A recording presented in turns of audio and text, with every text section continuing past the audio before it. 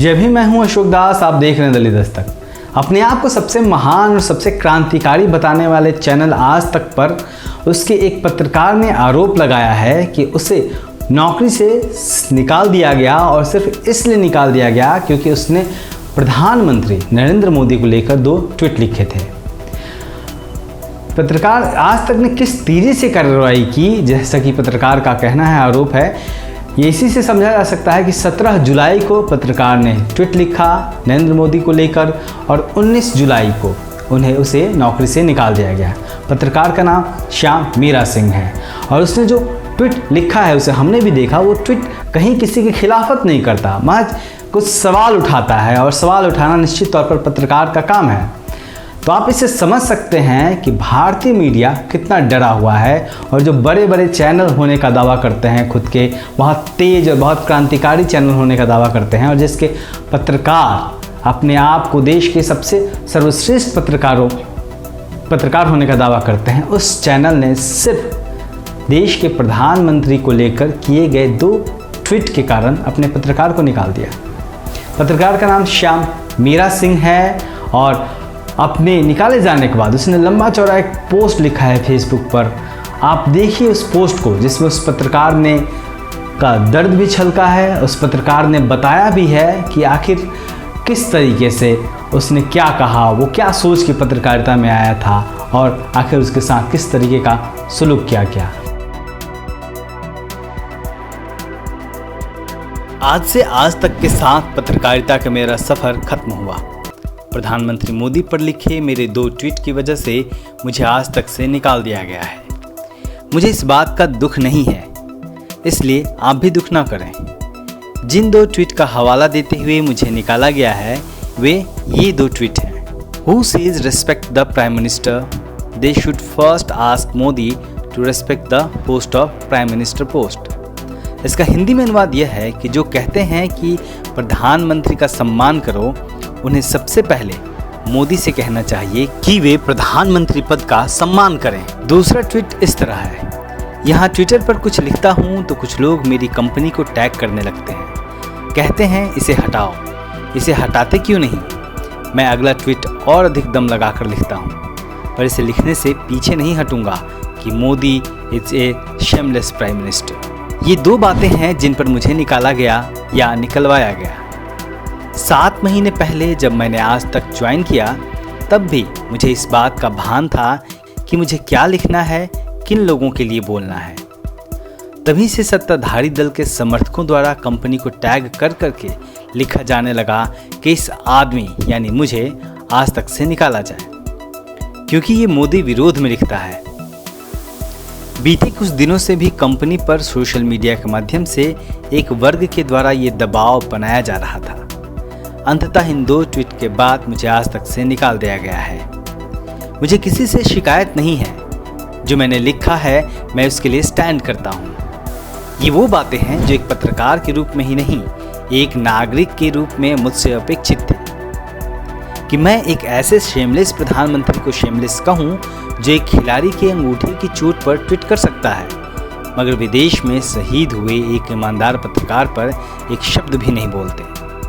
मुझसे एक नागरिक के रूप में ये अपेक्षित था कि मैं उस प्रधानमंत्री को शेमलेस कहूं जिसके लफाजी और भाषणबाजी ने मेरे देश के लाखों नागरिकों को कोरोना में मरने के लिए अकेला छोड़ दिया। मुझसे ये अपेक्षित था कि ऐसे प्रधानमंत्री और उसकी सरकार को बेशर्म कहूं जिसकी वजह से इस देश का एक बड़ा अल्पसंख्यक वर्ग हर रोज भय में जीता है, जिसे हर रोज डर लगता है कि शाम को सब्जी लेने जाऊंगा तो घर लौट भी पाऊंगा या नहीं, या दाढ़ी और मुसलमान होने के कारण मारा जाऊंगा। मुझसे ये अपेक्षित था कि मैं उस प्रधानमंत्री को शेमलेस कहूं जो लद्दाख में शहीद हुए 21 सैनिकों की शहादत की खबर को दबाए और अपनी गद्दी बचाने के लिए ये कहकर दुश्मन देश को क्लीन चिट दे दे कि सीमा में कोई नहीं घुसा, ना कोई विवाद हुआ है। देश को बाकी लोगों से पता चले कि हमारे जवानों की हत्या कर दी गई है। किसी भी पार्टी, छात्र, मजदूर, शिक्षकों, शिक्षा मित्रों, दलितों के संगठन अपना विरोध करने के लिए सड़क पर आएं और पुलिस लाठियों से उनकी कमर तोड़ दे, तब मुझसे अपेक्षित किया जाता है कि उस पुलिस या जुल्म के शीर्ष पर बैठे प्रधानमंत्री को मैं कहूं कि वे शेमलेस हैं।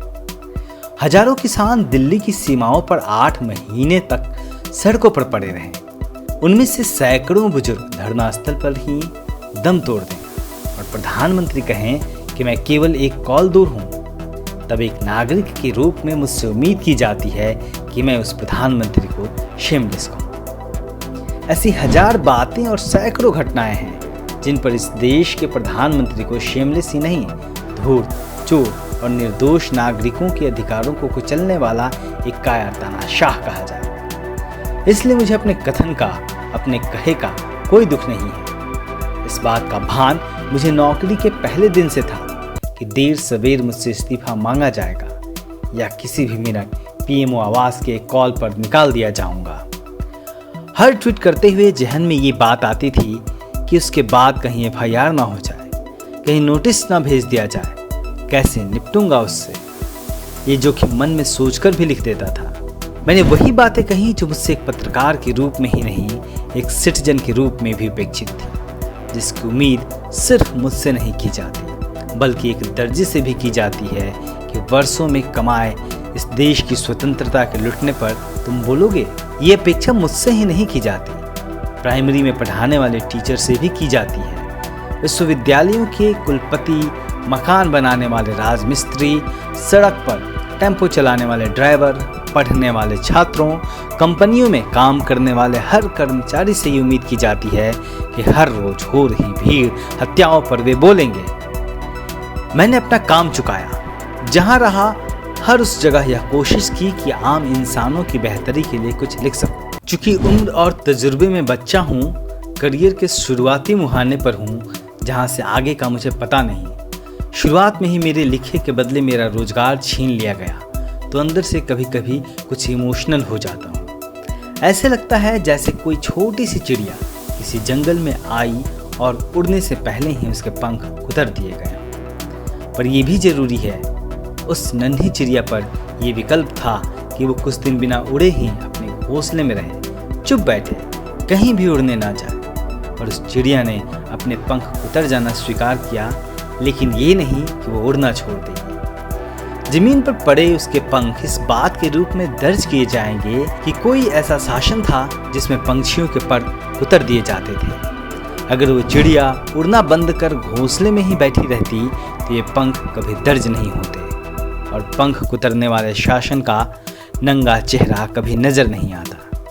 ऐसी नन्ही चिड़ियों के कुतरे हुए पंख उस जंगल पर राज करने वाले राजा का चेहरा दर्ज करने के लिए कागजात हैं। इसलिए मुझे दुख नहीं, अफसोस नहीं, संतुष्टि जरूर है कि मैं अपना हिस्सा चुका के जा रहा हूँ। बाकी अपने हर अच्छे बुरे में इन पंक्तियों से हिम्मत मिलती रहती है कि हजार बर्फ गिरे, लाख आंधियाँ उठे, वो फूल खिल के रहेंगे जो खिलने वाले हैं।